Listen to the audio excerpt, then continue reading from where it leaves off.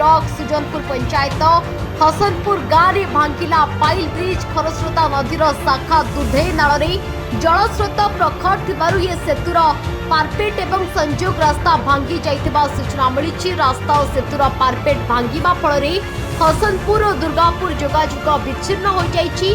रास्ता दुर्बल हो जाइथिबारु प्रखर स्रोतरे भासी जाइछि ब्रिज जोथिरे बरी सहित स्थानीय अंचल मानकरे जोगाजोग विच्छिन्न हेबा सहित यातायात मध्य संपूर्ण भाव में ठप हो जाइछि। तेबे साधारण धनजीवन एनेकी प्रभावित हेबा सहित यातायात में बाधाप्राप्त सृष्टि होइछि। तेबे एभଳି परिस्थिति एक प्रकार बन्या भଳି परिस्थिति सृष्टि होइछि बोली कहा जाय परिबो।